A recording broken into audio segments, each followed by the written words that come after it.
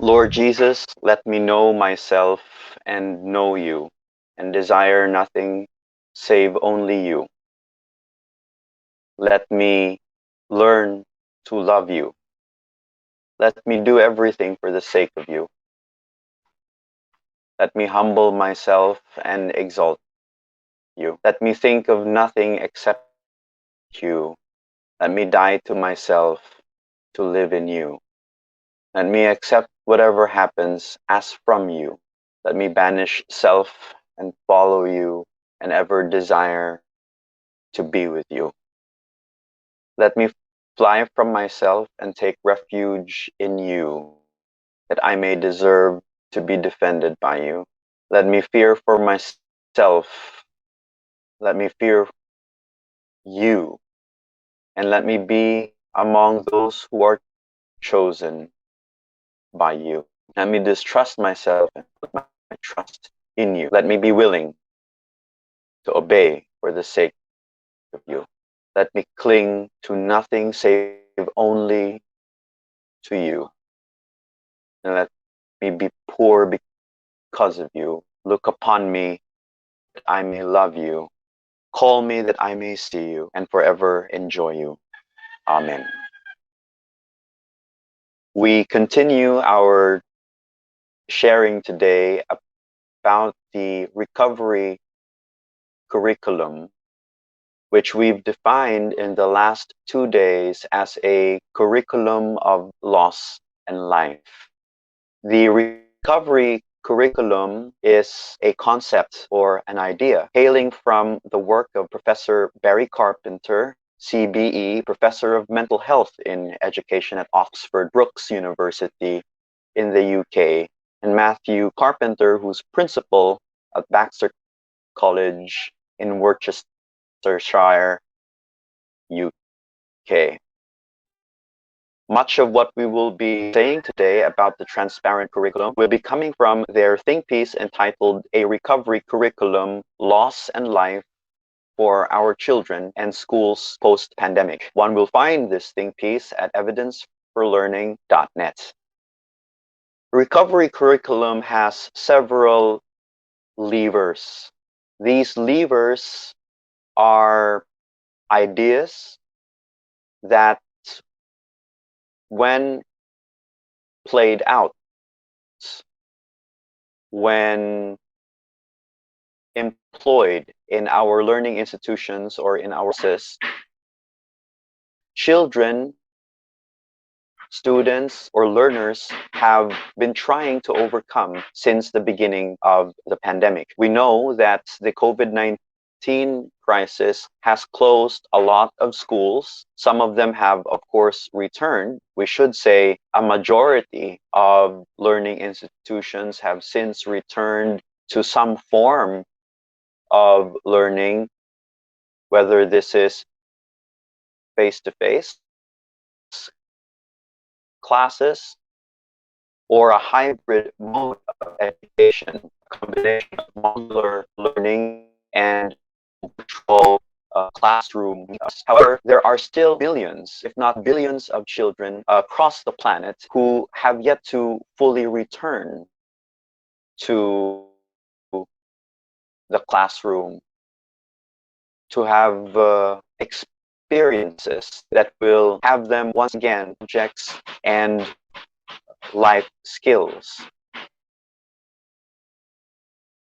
Today's lever, since we've already discussed the first two levers of the recovery curriculum, the importance of relationships, that is, focusing on bridging the divide because of the losses that our learners and ourselves as educators and as counselors in schools have all experienced. It's important to be looking at relationships and making sure that before we dive deep into the subject matter, there is an acknowledgement and an acceptance that there are losses we've experienced along the way, some of them very difficult ones indeed,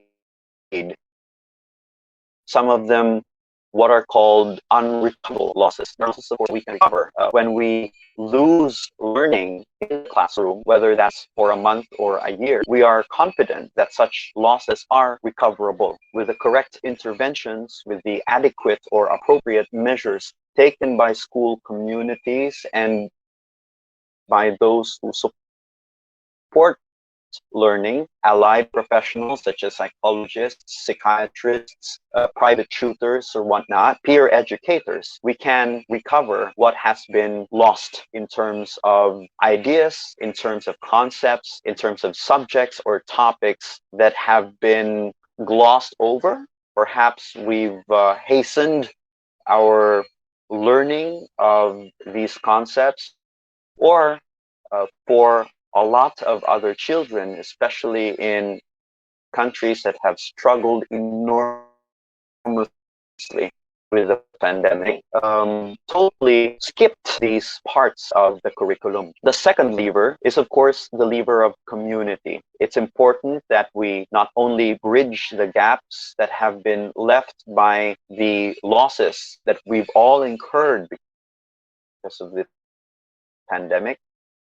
It's also significant that we remind ourselves and the learners under our care or our charge that there are communities behind them, that they're immersed in learning communities, and that these learning communities are supportive, these are helpful presences, these are caring and loving persons comprised of adults, caring adults, their teachers, their counselors, school administrators, school staff, their neighborhoods, etc., their families, of course.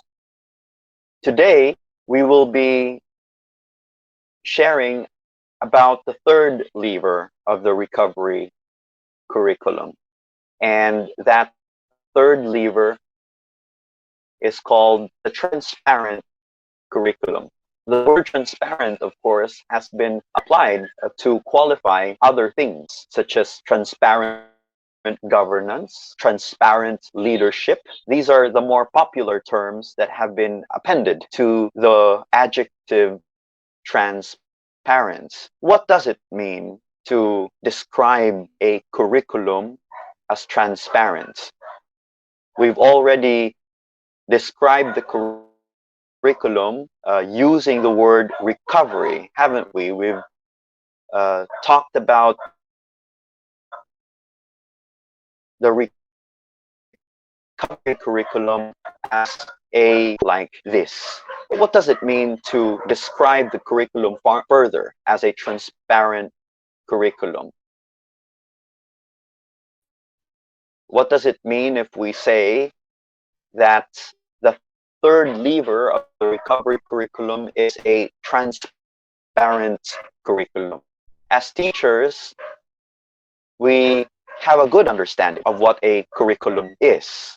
Of course, this will depend on our pedagogical and our philosophical orientations as to what learning, teaching, and education are as concepts. However, when we speak of a curriculum, we think about a program, we think about a design, something that has been intentionally created to further learning, to further education, to further change. So we can speak about the school's curriculum. We can also speak about other programs as curricula. The more relevant question for our share today is what it means for a curriculum to be transparent.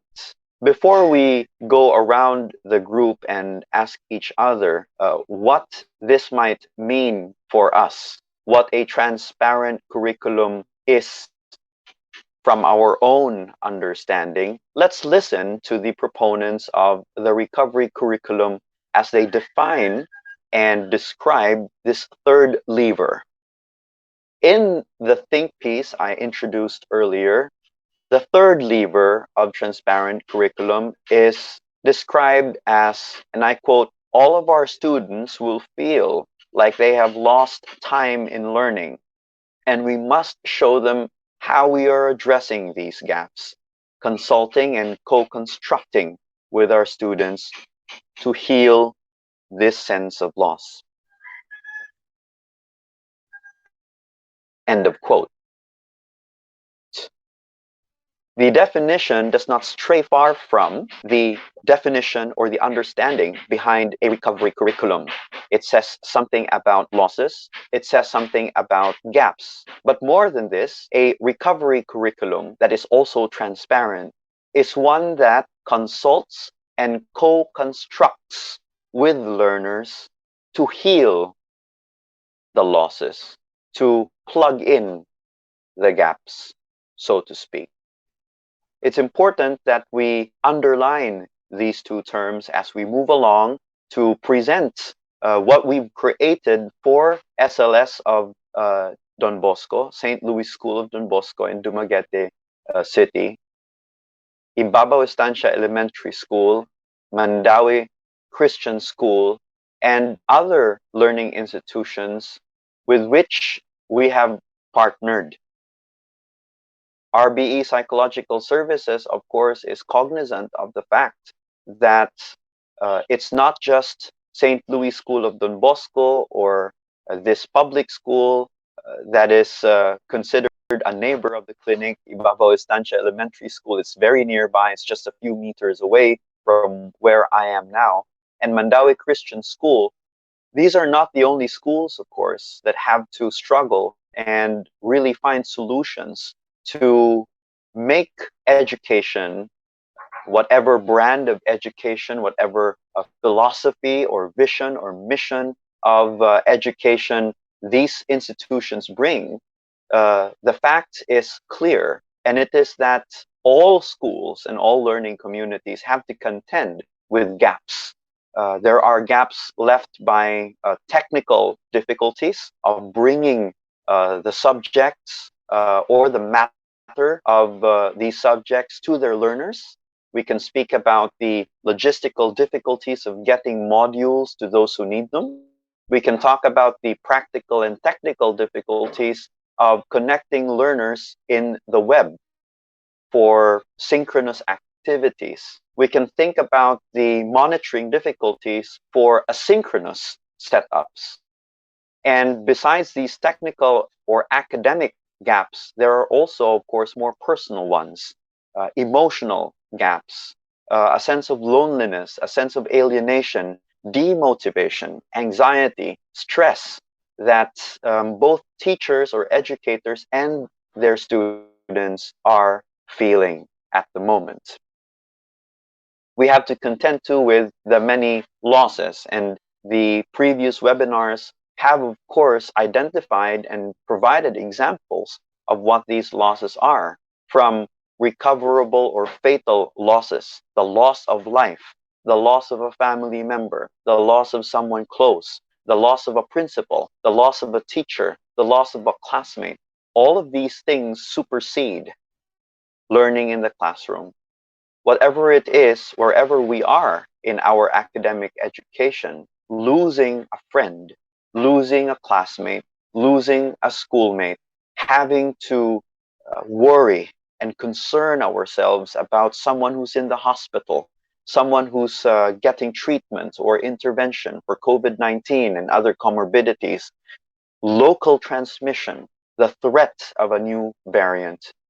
These supersede, my friends, our learning. In other words, there's a very difficult place. It's a very difficult situation we are put in when we have to learn under such dire circumstances. The key words in the transparent curriculum is to co-construct and to consult in order to heal. To use these three words, consult, co-construct, and heal, to define the transparent curriculum is to say that this kind of curriculum, unlike other curricula, emphasizes on a collaboration between every member of the community, involving all relationships in order to heal together. Unlike our usual curricula, unlike the elementary curriculum or the high school curriculum or the early childhood curriculum that we follow, that centers or focuses on what needs to be learned. The transparent curriculum focuses on what we need to learn to heal. And it acknowledges that we can only learn what is healing if we do it together, if there is a whole community involved in doing so. When all relationships are in the surface, when no one is at the peripheries or in the sidelines, and when everyone's needs are heard. This is, of course, a tall order for any program. We talk about comprehensive guidance programs when we speak of the organization and administration of guidance services.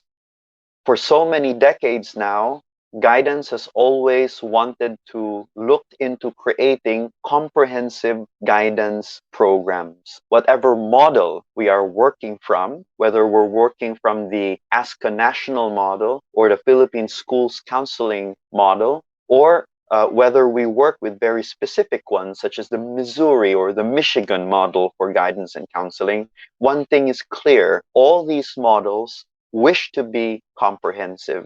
All these models wish that stakeholders have a say, that they have a voice to be able to, in the words of Carpenter and Carpenter, co-construct and consult with each other.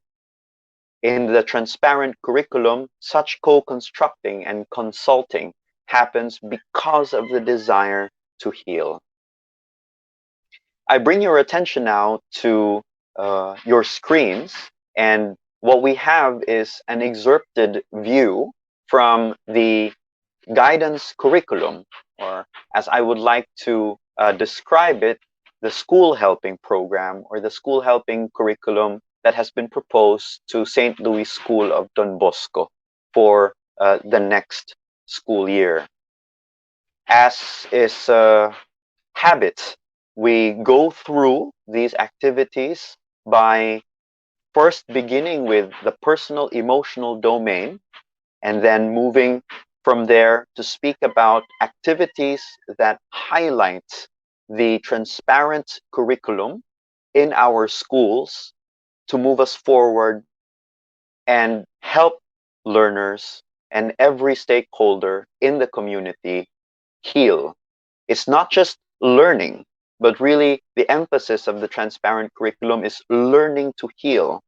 It's more the why of learning that is emphasized in the transparent curriculum. When curricula usually tell us what we need to learn, what about science, what about physics, what about chemistry, what about drafting we need to learn, the transparent curriculum focuses on the why of the school's program.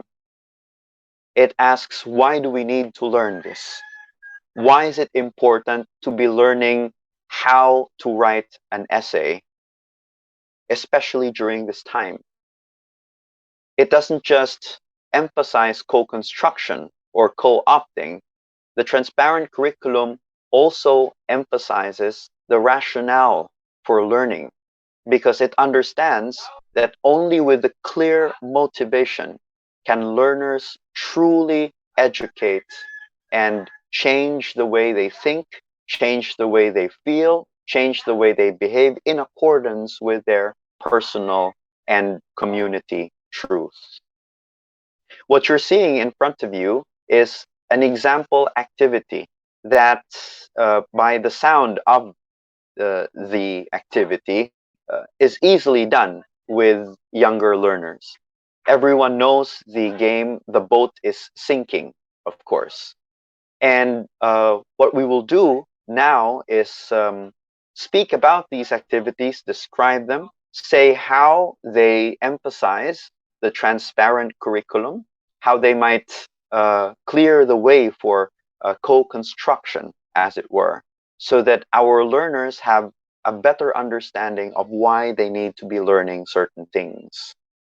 Before we begin looking at these activities and simulating them, we pause for a moment to listen to those who might be interested to share their thoughts about what they think a transparent curriculum is.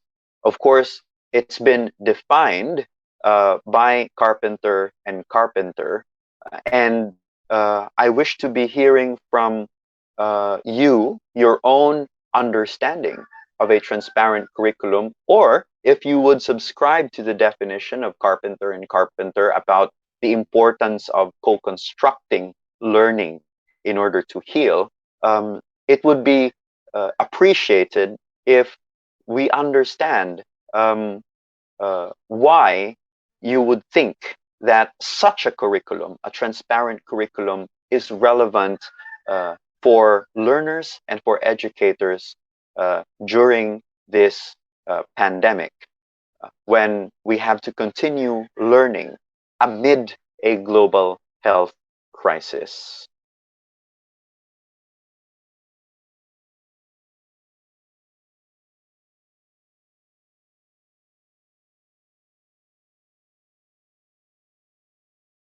Thank you for giving that a quick thought.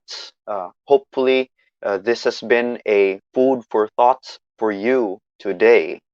If you understand and if you agree with the understanding of Carpenter and Carpenter concerning a transparent curriculum, it's really important in the spirit of a transparent curriculum, why we feel or think that such a curriculum is relevant for learners and educators when we need to continue learning at this time. On to the first activity now. The boat is sinking. Under the sustained battering of the perfect storm of the pandemic, most boats have to contend with the risk of sinking. Through this game, The Boat is Sinking, and analogies, pictures, images of the perfect storm, of us being in different boats, participants, our learners, are asked whether their boats are sinking or were ever at risk of sinking. This reflection will underline how relationships are in danger and under stress. This activity is, as I said earlier, very doable with even the youngest learners.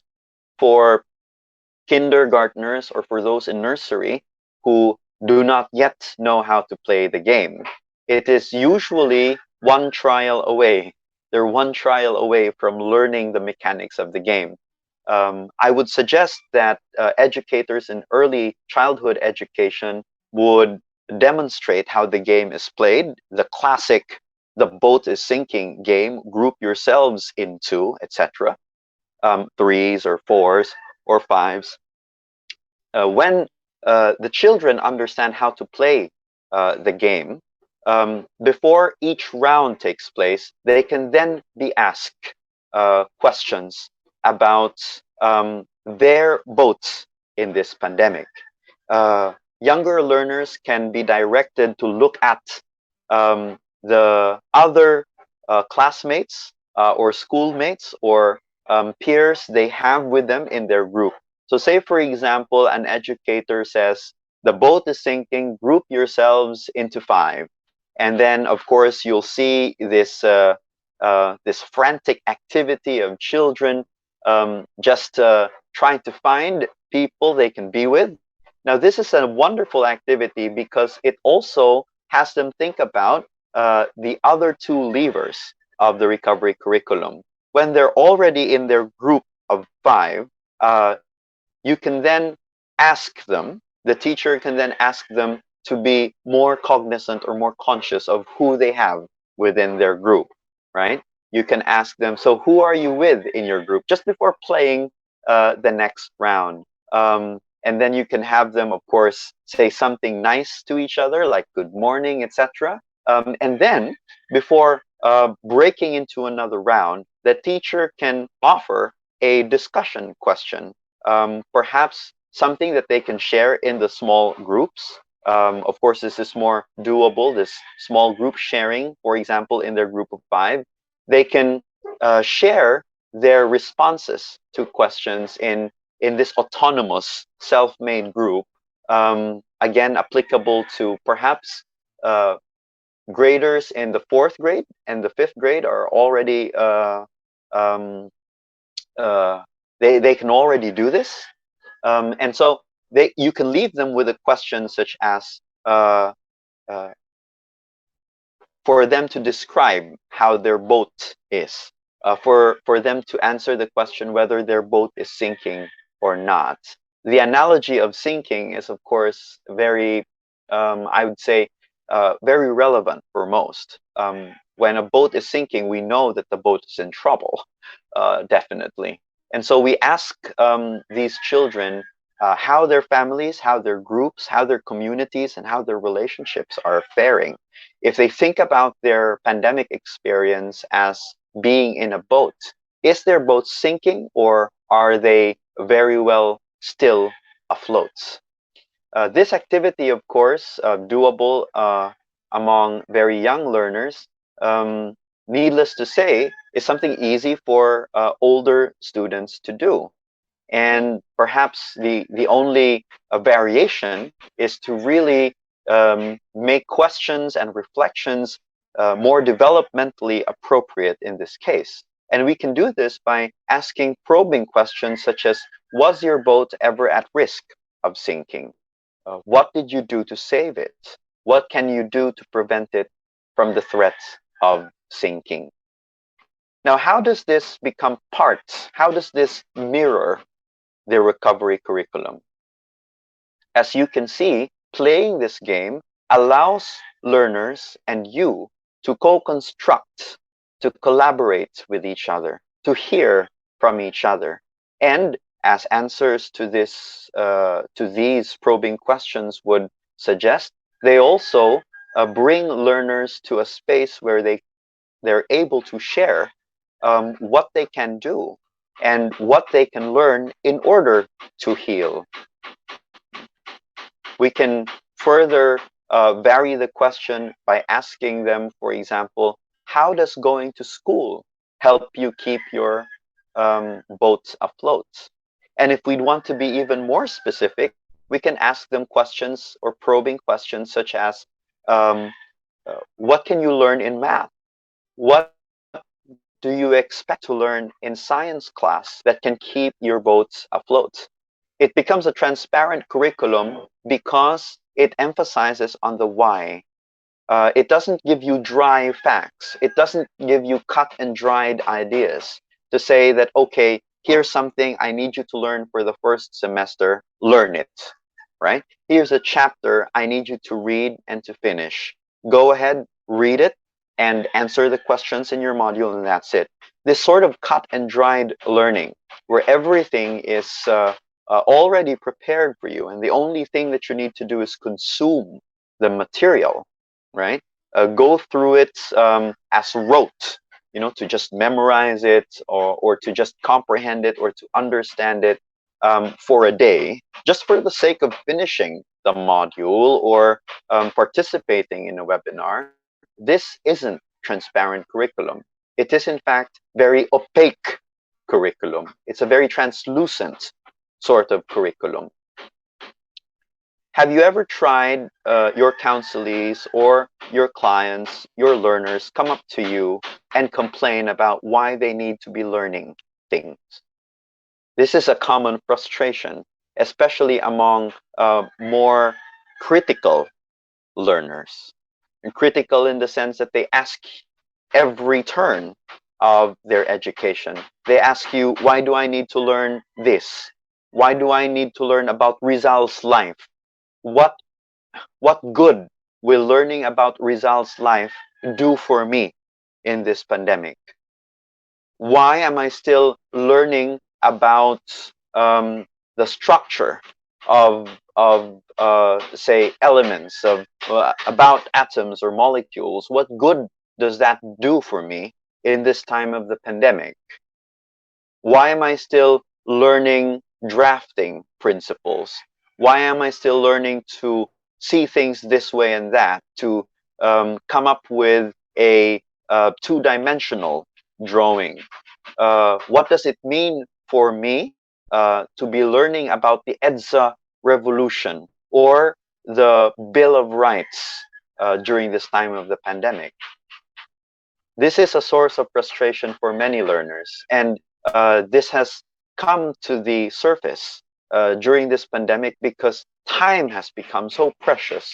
The time that we have, even the extra time that we're spared because of work from home or study from home measures, um, are that is demanded from us too.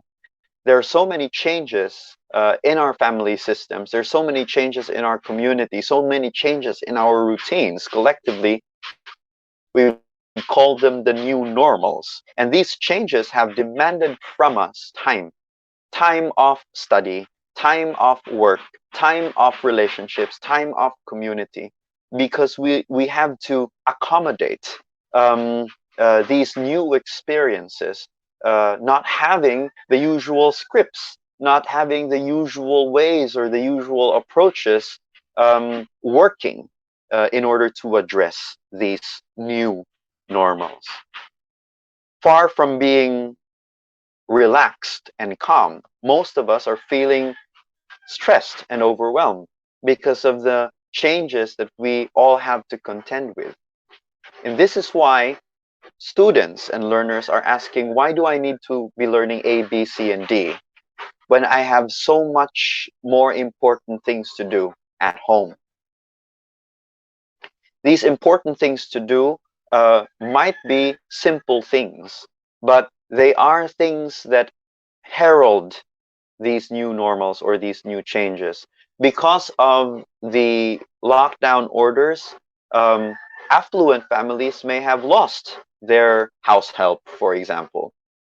Even middle income to higher income families have to contend with changes because during these lockdowns, they may have lost house help.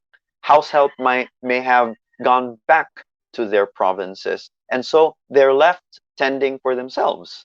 And for children, for youngsters who are not used to doing household chores, this can be a difficult transition. When it was Manang or Manoy who did the dishwashing, who did the house cleaning in previous school years, so that our student would be able to focus on his books. Now, the student has to contend with doing household chores too. And this is not an easy transition. When we speak about learners who are in poverty, those who uh, have very finite resources, we can say that they're also having to contend with difficulties as well. Their finite resources are made even more limited by the difficulties brought on by this pandemic. For example, these very poor families have to contend with an even diminished income. Parents may be out of work. Parents may not have been able to report to the factories that they work in or the places of work, restaurants, business establishments. If they're selling wares, the stay-at-home orders have also diminished their economic returns, their income from the selling. And so these many changes have all risked our boats for sinking. And when we ask them questions like this and activities like this, it allows us to better understand why they're asking these questions, why they're saying, why do I need to learn this or that? In this sense, this very popular game of The Boat is Sinking can be used among younger and older learners to be able to answer these questions and really co-construct their learning. The other powerful outcome from this activity is also to address if you're not finding it relevant to be learning this and that, if you're not finding it relevant to be learning about Florante at Laura, or say gerunds in English or essay construction, the more important co-constructing question that we need to face is, what do you want to learn? What is it you find helpful to learn during this time? This requires a lot of critical thinking too. We proceed now to the next domain. Still up in your screen is the excerpt from the SLS DB School Helping Service with regards the transparent curriculum. This has been put into the third quarter for this specific plan. You'll see that highlighted. And it says here, again, we're in the academic domain, the transparent curriculum is something that we can start exploring, and really more than exploring, implementing with our learners through Rico Blanco's song Bangon. Participants are guided towards learning resilience. In a family spirit, the learning from the previous pandemic year will be relayed to faculty, staff, and administrators of the school. The difficulties of SLSDB, or any school for that matter, shall be shared with the community too, through the lens of risk communication. This part of the plan is quite technical relative to the first activity that we have shared. What this part of the plan, or what this part of the guidance curriculum suggests, is that things, experiences, events, losses, difficulties, challenges are communicated clearly to the school community. And this is what makes the transparent curriculum transparent. We call it transparent because, as with anything that's transparent, we see through it. A curriculum, a transparent curriculum, is a curriculum that we can see through. It is a curriculum that we can see the unfolding of future events with. It is a lens that allows us to navigate our way through this difficult time. It is suggested here that we start our school year with a community gathering. Of course, this cannot be done as of yet face-to-face. Mass gatherings are still banned.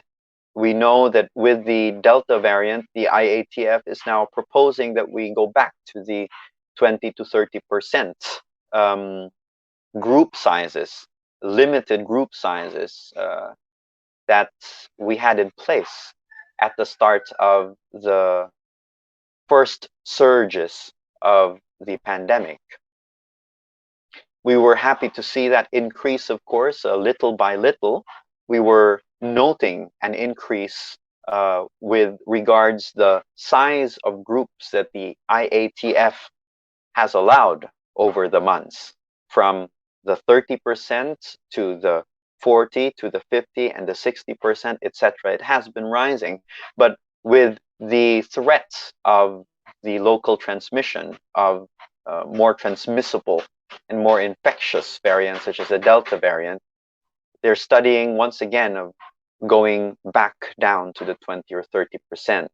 What this means for us in the transparent curriculum, in communicating the transparent curriculum, is, of course, to make use of the technologies and the platforms already available for us for mass virtual gatherings. It is important then that before meeting our learners or students as a class or individually, that there is a level of gathering intermediate to the individual and to the class level. This can be done, of course, for example, of course, with the limits of technology. Sometimes there are very big school systems that no virtual technology can handle, supposing that everyone attends this online virtual community gathering. We can think of public schools or SLS of DB, which has a good population of students that no virtual platform will be able to accommodate. So we can think of intermediate levels, such as gathering learners for a particular grade level, right? Before having our advisors, having teachers meet their classes or their sections, it is a great idea to be able to meet with students as a group at the level of their grades. All grade 11, or all grade 4, or all grade 5 students.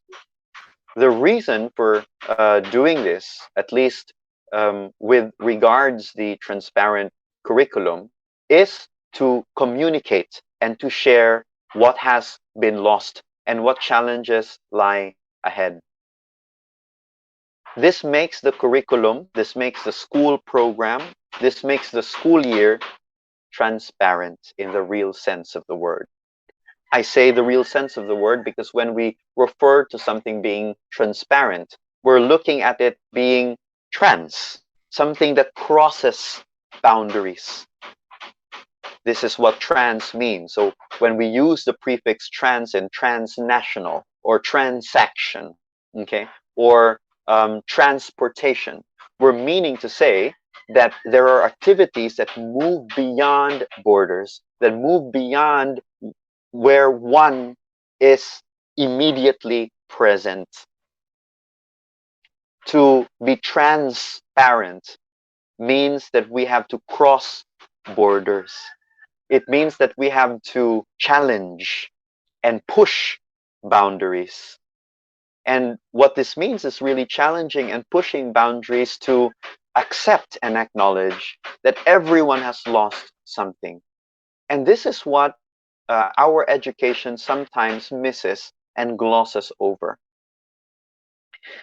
At the start of the pandemic year, and when classes were postponed over and over again, at least for the opening of the public school system, it was emphasized that before we proceed with classes as usual, before we proceed with modules or virtual learning, a directive of the Department of Education was to spare a week, to spare 1 week for mental health, psychosocial support for students.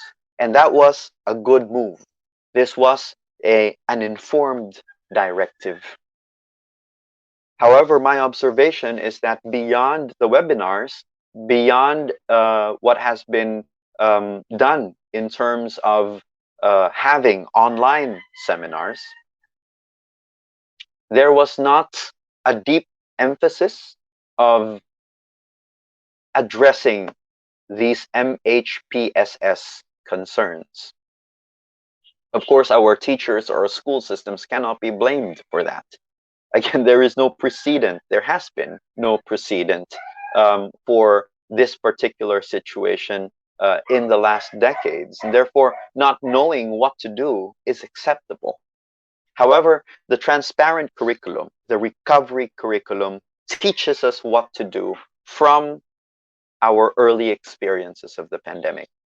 And what this teaches us is that there has to be not just a week, but a regular connection with the larger community. Activities that allow students or individual learners to know that there's a whole community behind them, that there's a whole community that's ready to listen, that there's a whole community that has acknowledged and accepted that this will be a difficult year.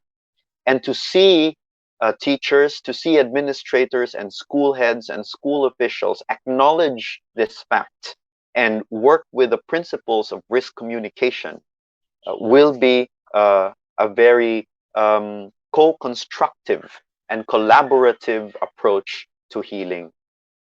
When they see that school heads acknowledge and accept the difficulties, when they see that teachers are aware and conscious of the losses, then students uh, have more of themselves or find it in themselves to be able to do the very same things. To say that there is nothing to be ashamed of, to talk about what I forgot.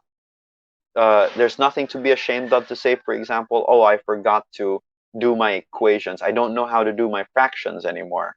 Or to say that I've totally forgotten my chemistry. I used to be knowledgeable about this and that, but I've forgotten to do that. Sometimes there is a guilt and a shame, especially from learners, that they've forgotten to do certain things. And uh, what's quite tempting for teachers and educators to do is to reprimand them and to tell them, how dare you forget about what you learned from last year. Uh, Perhaps this is understandable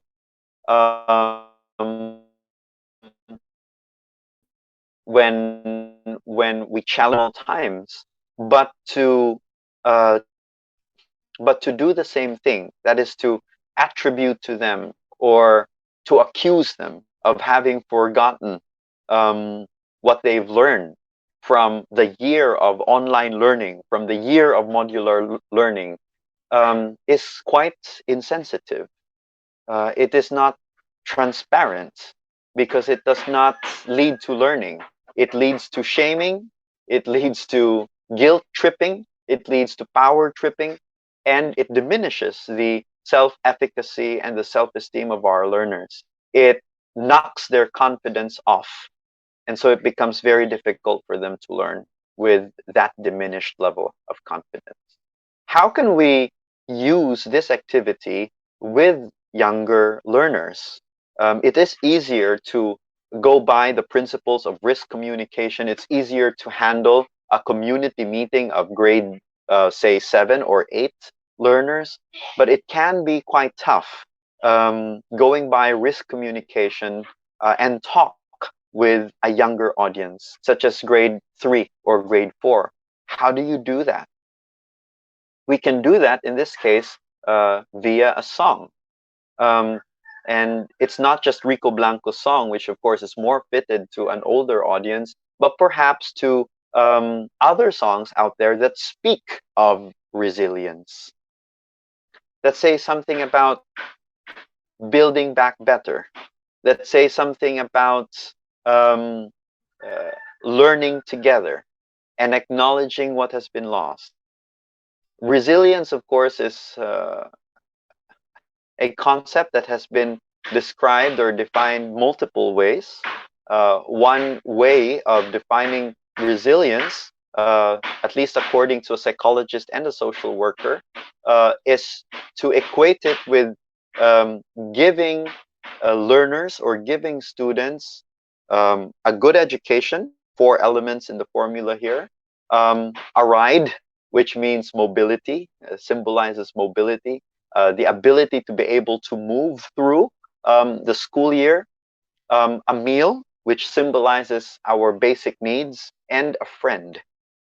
So songs that speak about friendship, songs that speak about listening to someone's losses, to someone's needs, can be a very good way of introducing how we feel, what we've lost, and how we plan to recover those losses moving forward. Um, a good song that is in my mind now, which can be played and become a point of reflection for those in middle school or in intermediate grades, would be You Have a Friend in Me, for example. Friendships are very important for many of our learners, or the song You've Got a Friend. These are all songs, just like Rico Blanco's song, that underline sources for resilience, in this case, friendship. Uh, Using the boat is sinking game is also a good way of doing this. In smaller groups or in smaller communities, if I can describe it that way, learners can feel a sense of belongingness when they have other children or other learners there. Um, this can happen virtually, as it can happen physically too. Before the pandemic, pre-pandemic. Other questions or other things that can be highlighted during intermediate level gatherings online, to be gathered as grade 7 or grade 8, is to have a convenient list of messages to be relayed. It's not easy communicating risks. It's not easy communicating loss. I'm sure you've tried at some point in your life to explain a loss. How does it feel explaining? Well, the most horrible kind of loss is losing someone, of course.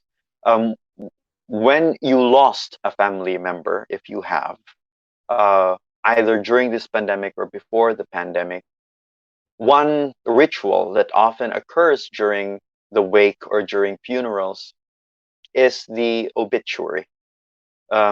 It is to eulogize, to listen to eulogies about the passing of that person, of a particular person, the dead person. And that's never easy. That's always an emotional moment. And so a list of messages that are to be relayed is an important element or material to allow us to stay on track and to show a mental clarity as well as an emotional management that is healthy and adaptive to our learners. One of the things that we should, well, I don't think avoid is the right term. I believe it's a really strong term because there are certain things we cannot avoid. We cannot avoid feeling scared, for example, over things that are anxiety provoking and fearful and frightening. We cannot avoid being emotional about things that upset us. However, it is possible to show restraints, to show emotional control, to show um, resilience in the face of these difficulties. And it is something that is important for our students to see. It's important that our students see that we too have lost something, that we have suffered too, just like everyone else, but that we are keeping to rising again. We are hopeful of becoming stronger from what it is that doesn't kill us.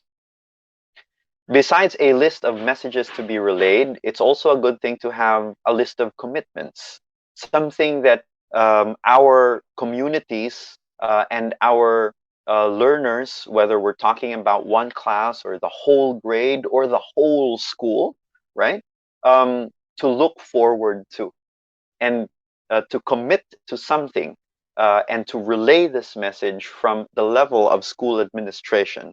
To say, for example, that we commit to, I don't know, full online learning, to providing students with the technical capacity for online learning, for full online learning. This is a commitment that the school community can look forward to.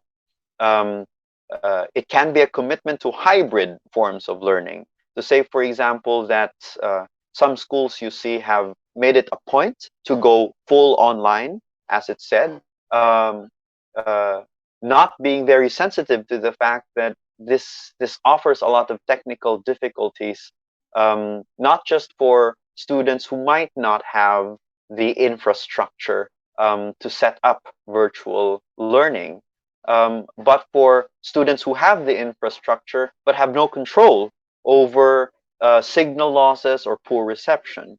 And so some schools have committed to being more sensitive and compassionate to such difficulties by providing their learners the opportunity to try out specific modes of learning, and then to shift to other modes of learning if the original or the primary mode of learning that has been chosen does not work for whatever reason.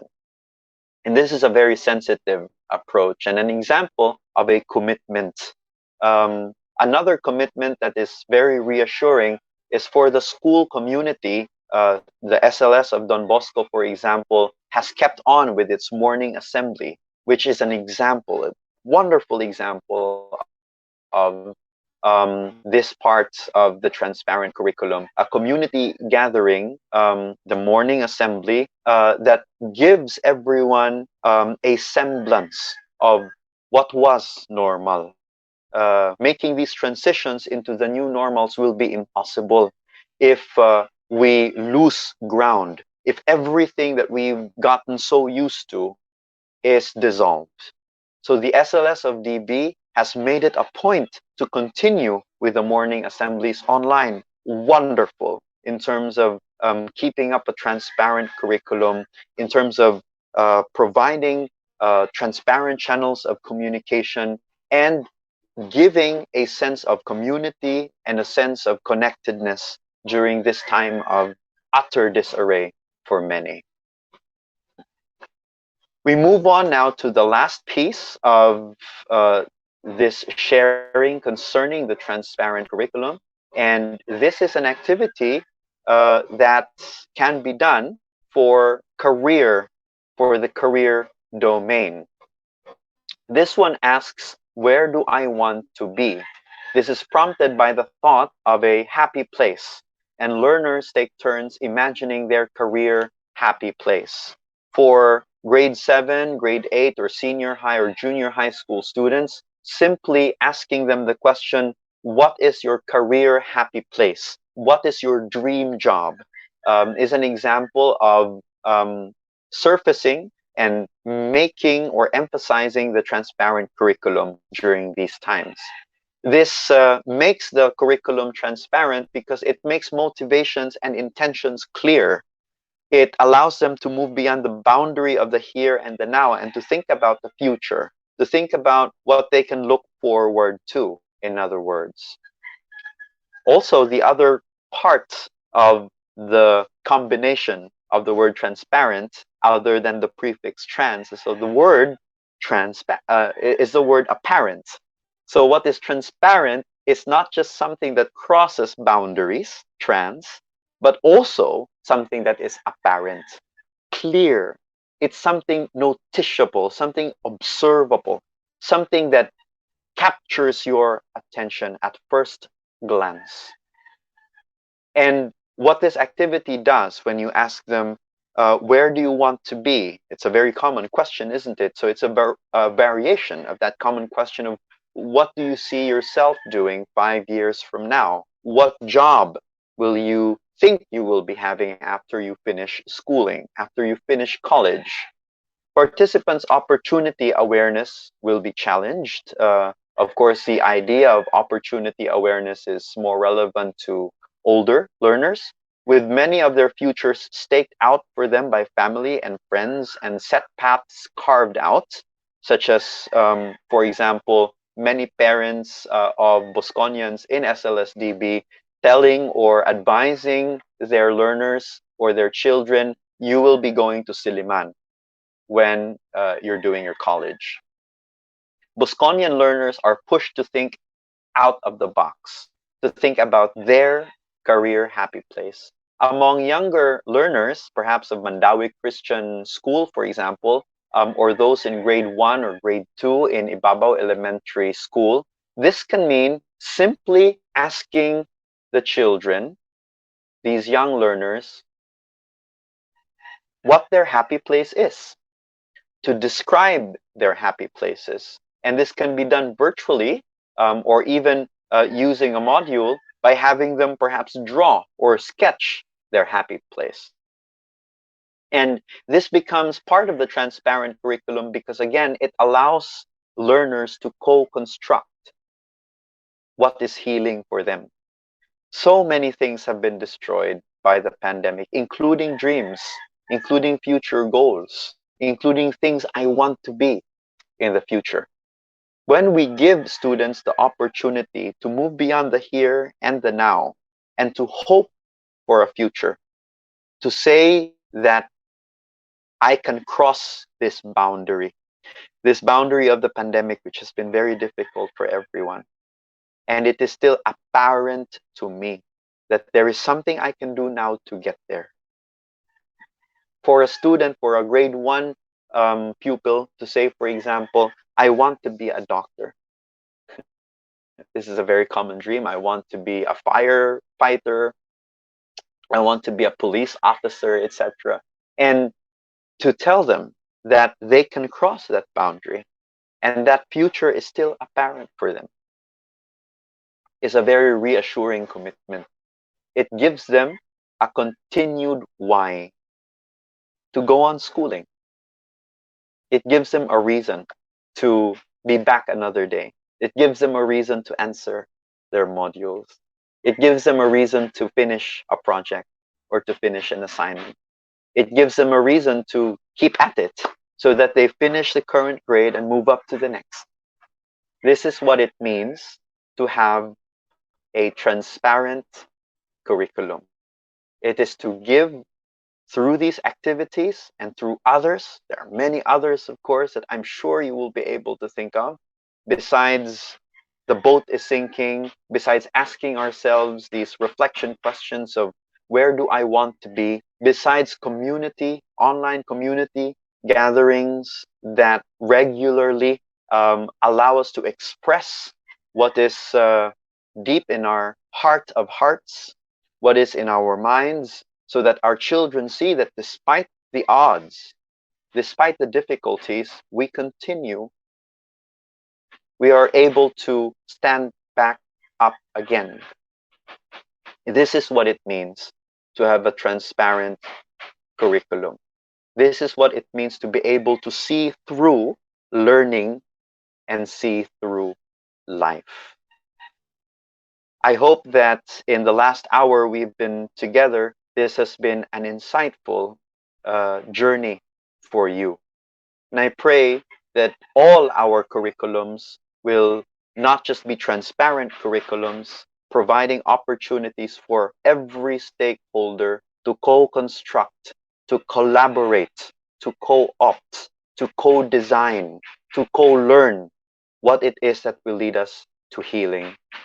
But generally, that our curriculums become recovery curriculums, focusing on relationships, taking care of community, taking care of each other in community, and learning what it is that can help us heal, recover, and rebuild. Thank you very much for your time, and I wish to see you again in the next episode, the next webinar or web share concerning the recovery curriculum and how this can be helpful in SLS of DB, in Mandawi Christian School, in Ibabaw Estancia Elementary School, and in all learning spaces.